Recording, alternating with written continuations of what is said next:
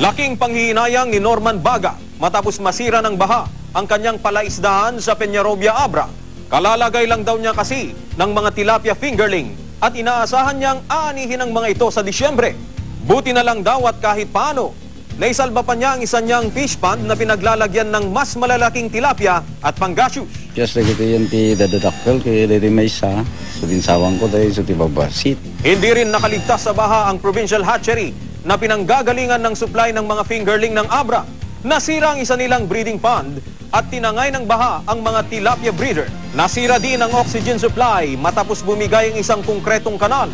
Agad daw nila itong ipapaayos para di na lumala pa ang pinsala. Kawan kami di supply na kas ka oxygen na kita tilapia so di pa pagdapuan na nga matay na kita aywan na lang. Sa inisyal na taya ng provincial fisheries, mahigit 37 palaisdaan ang apektado ng baha sa bayan ng Peñarobia.